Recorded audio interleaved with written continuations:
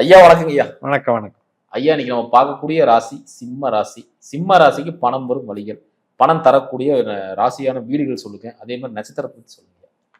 சூரியன் சிம்மராசிக்கு அதிபதி. ம். அவருடைய நட்சத்திரமே 2ஆம் வீட்டில் இருக்கு. ம். அப்ப சுயமா பணம் தேடக்கூடிய ஆற்றல் சிம்மராசிக்காரர்களுக்கும் உண்டு, ம். சிம்ம லக்னக்காரர்களுக்கும் உண்டு. அந்த சூரியன் எதை குறிக்கிறாரு அப்படின்னா வியாபாரத்தை குறிக்கிறாரு. அனைத்து விதமான பெரிய மனிதர்கள் தொடர்பு, அரசியல், அரசு வேலை இப்படியெல்லாம் குறிக்கிறார். அதனால அந்த சூரியன் பணத்தை கொடுக்கக்கூடிய அமைப்பு. உத்தர நட்சத்திரம் சூரியனுடைய நட்சத்திரம், இன்னொன்று உத்திராடம், இன்னொன்று கிருத்திகை. இந்த 3 நட்சத்திரமுமே ஒரு மாசத்துல இந்த நாட்களில் கண்டிப்பாக இவங்களுக்கு பணம் வரும். அது அவங்க எந்த வேலை செய்கிறாங்க, என்ன தொழில் செய்கிறாங்களோ அதன் மூலமாக அதை அவங்க அடையலாம். அதே மாதிரி சந்திரனுடைய நட்சத்திரம் ரோகிணி, அஸ்தம், திருவோணம், இந்த நட்சத்திரங்களும் இவங்களுக்கு பணம் வரும்.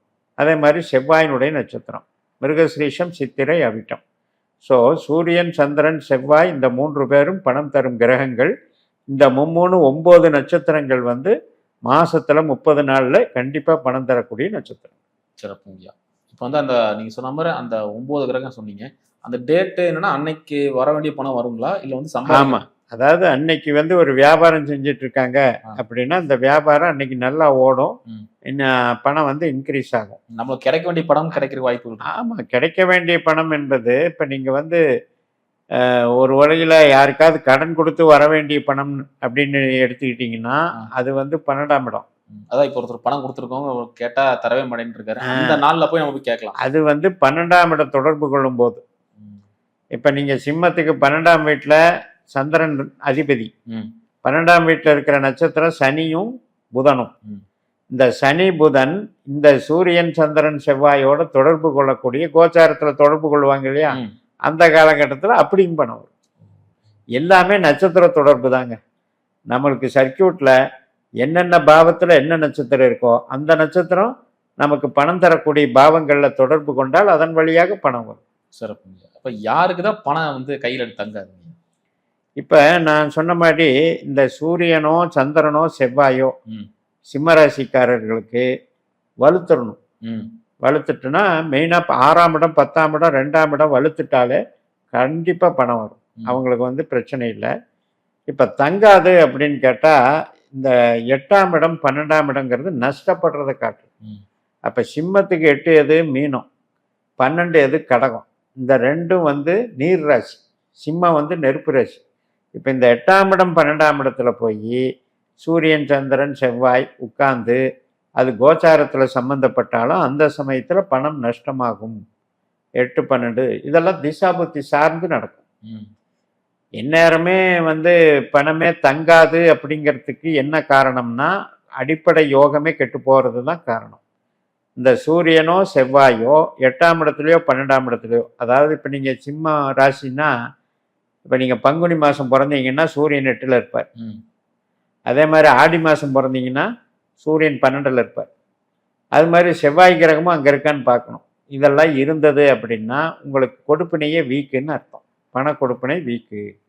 அப்போ எப்பவும் வாழ்நாள் முழுக்க வீக்கா அப்படின்னு கேட்டால் ஏதாவது ஒரு திசை நடக்கும்ல. அவங்களுக்கு அந்த திசை நடக்கும்போது சூரியனுடைய நட்சத்திரத்திலேயோ சந்திரனுடைய நட்சத்திரத்திலேயோ தொடர்பு கொண்ட புத்திகள் வரும்ல, அதன் வழியாக பணம் வரும். ஆனால் ஸ்தானம் கெட்டு போகும். அடிப்படையில் சேர்த்த முடியாது, பெரிய ஆளாக ஆக முடியாது. பணக்காரனா இல்லை, ஆனால் நான் அளவாக என்னால் சர்வைவ் ஆக முடியுது அப்படின்னா இந்த மற்ற கிரகங்கள் எந்தெந்த கிரகங்கள் எல்லாம் இந்த 2லேயோ 6லேயோ 10லேயோ இருக்கோ அந்த திசைகள் நடக்கும்போது அவங்க சர்வைவ் ஆகிக்கும். சிறப்புங்க. பணம் சொல்லிட்டோம். இப்போ பணம் எந்த வழியா வரும், எதன் மூலியமா நம்மளுக்கு பணம் கிடைக்கிறது நம்ம எப்படி தெரிஞ்சுக்கிறது? ராசி அப்படின்னாலே ராசி அதிபதி சூரியன் ராசியில இருக்காரு, நட்சத்திரம் இருக்கு. அதே மாதிரி கேது நட்சத்திரம் இருக்கு, சுக்கிர நட்சத்திரம் இருக்கு. இந்த கேது சுக்கிரன் எல்லாம் 2, 6, 10 சிம்ம ராசியில இருக்கிறவங்களுக்கு அவங்க சுயமுயற்சியால தான் பணம் தேடணும். அதே மாதிரி சூரியன், சந்திரன், செவ்வாய் இதெல்லாம் 2ஆம் இடத்துலையோ 6ஆம் இடத்துலையோ 10ஆம் இடத்துலையோ தொடர்பு கொள்ளும்போது பணம் போட்டு பணம் பண்ணுவாங்க. மெயினாக 2ஓட தொடர்பு கொண்டா ஃபைனான்ஸ் மூலமாக பணம் வரும். அதில் இப்போ நீங்கள் அதை ஃபைனான்ஸ் நடத்துறது போக ஒரு வகையில் இப்போ ஒரு ஆட்கள் மேன் பவர் எல்லாம் அனுப்புகிறாங்க இல்லையா, ம். அதன் மூலம் கூட பணம் வரும். ஏன்னா அது வந்து காலச்சக்கரத்துக்கு 6ஆம் வீடு. அந்த வேலையாட்கள் மூலமாக கூட ஹியூமன் ரிசோர்ஸ்னு வச்சுருப்பாங்கள்ல, ம். செக்யூரிட்டி ஜாப் கொடுக்கறது, இப்போ ஹோம் மேக்கருக்கு கொடுக்கறது, ம். இதெல்லாம் வந்து ஒரு மேன் பவர் ஒர்க் இண்டஸ்ட்ரியாக நடத்துகிறவங்களுக்கு அதன் மூலமாக கூட பணம் வரும். அதே மாதிரி 3ஆம் பாவம் 2ஆம் பாவத்தோட தொடர்பு கொள்ளும்போது மெயினாக வந்து கம்யூனிகேஷன், மீடியா, இதன் வழியாக கமிஷன் வகையில் பணம் வரும்.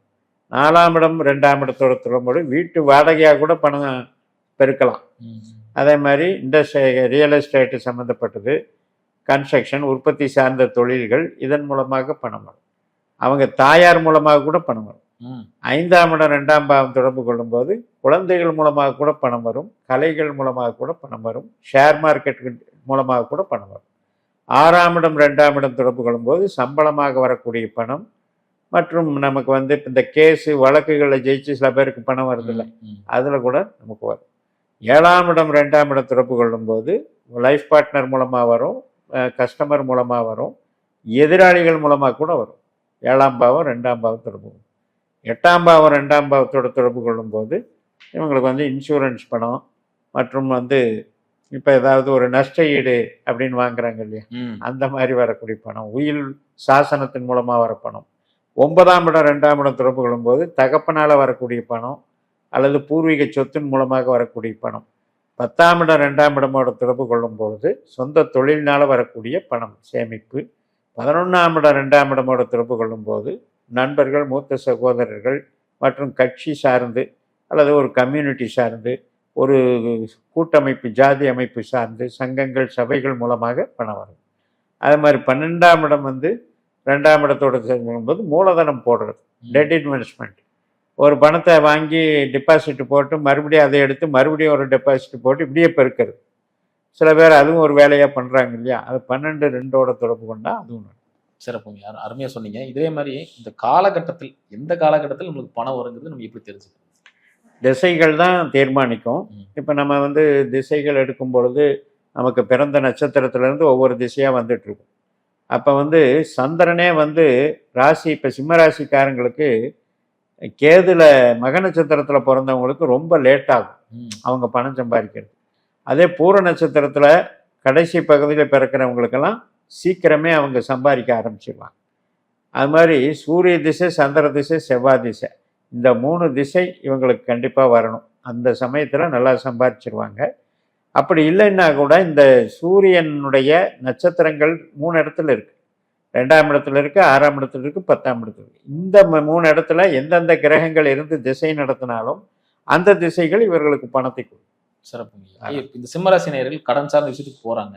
அது வந்து அத்தியாவசிய கடனுக்கு போறாங்களா, இல்ல ஆடம்பர கடனுக்கு போறாங்களா? கடன் அப்படின்னு எடுக்கும் பொழுது 6ஆம் இடம் வந்து சனியினுடைய வீடு. ம். பொதுவாக சிம்ம ராசிக்கும் சனிக்கும் ஆகாது. அப்போ அந்த சனியினுடைய வீட்லையும் இவங்களுக்கு வந்து பணம் தரக்கூடிய கிரகம் இருக்குது அப்படின்னாலும், இது வந்து 10ஆம் இடத்தோட தொடர்பு கொண்டால் அதை தொழிலை பெருக்குவதற்கு பயன்படுத்துவாங்க. ம். அதாவது 10ஆம் இடத்துலங்க அப்படிங்கும்போது ரிஷப ராசி, சிம்ம ராசிக்கு 10ஆம் இடம் வந்து ரிஷபம். ரிஷப ராசி. அப்போ 6ஆம் வீட்டுக்கு உண்டான விஷயங்கள், இப்போ ஒன்றும் இல்லை, சனியே 10ல் இருக்காருன்னு வைங்க, அது மாதிரி கடன் மூலமாக அவங்களுக்கு தொழிலை வளர்த்துக்குவாங்க. அதே சமயத்தில் இந்த 6ஆம் இடம் அப்படிங்கிறது 8 12ஓட தொடர்பு கொள்ளுதுன்னு வைங்க, மீனத்துக்கோ கடகத்துக்கோ ம். போச்சு அப்படின்னா 8ல் சனி, 12ல் சனி, 8லேயே வந்து சூரியன், சந்திரன், செவ்வாய், இந்த 3 கிரகங்களில் ஏதோ ஒன்று 8 12ல் இருந்து திசை நடத்தினாலும் அந்த அந்த இழப்பு வந்து அந்த திசையில் கண்டிப்பாக கொடுத்துரும். ம். சிறப்பு. ஐயா, குறியீடு ஒன்று சொல்லுங்க ஐயா. பணம் வருவதற்கு இந்த 3 கிரகங்களினுடைய 9 நட்சத்திரங்களினுடைய குறியீடுகள். ம். அது 9ஐயும் சொல்லும்போது ரொம்ப எலாபரேட்டாக போகும். இப்போ நம்ம வந்து உத்திர நட்சத்திரம், உத்திராட நட்சத்திரம், கிருத்திகை நட்சத்திரம், இந்த 3ம் சூரியனுடைய நட்சத்திரம். ம். இதுக்கு எடுத்துக்கிட்டிங்கன்னா மயில், பறவை. ம். அதே மாதிரி உத்திரம் அப்படின்னா எருது. உத்திராடத்துக்கு வந்து விநாயகர் தெய்வமாக இருக்கார். இந்த கிருத்திகை நட்சத்திரம் வந்து திருவண்ணாமலை அக்னி, அந்த ஜோதி தெரிகிற ஒரு ஃபோட்டோ வச்சுக்கிட்டா கூட அது வேலை செய்யும். ஸோ அல்லது திருவண்ணாமலைக்கு போய் தரிசனம் பண்ணிட்டு வரலாம். ஸோ சூரியனை பொறுத்த வரைக்கும் இந்த குறியீடுகளை பயன்படுத்தலாம். சந்திரனை பொறுத்த வரைக்கும் ஒரு அருவி கொட்டுற மாதிரி படம், ஒரு கை ஆசீர்வாதம் பண்ணுற மாதிரி படம், ஒரு திருப்பதி தேவஸ்தான கோபுரம், இதையெல்லாம் குறியீடாக வச்சுக்கலாம். பிரம்மாவை கும்பிடலாம், நாகரை கும்பிடலாம்.